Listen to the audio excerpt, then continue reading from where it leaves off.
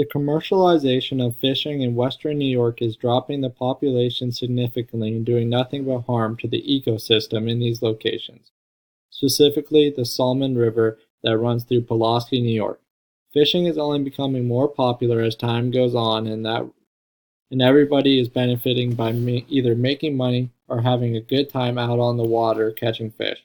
But what these people don't realize when they are out enjoying their day catching fish in the river is they are hurting the ecosystem and all of the different fish living in the water.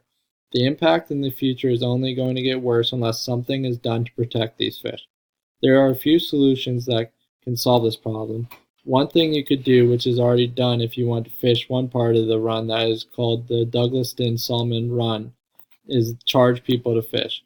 The Fish Commission could raise the price of fishing for the whole stream so it would make some fishermen back off and think before they go fishing.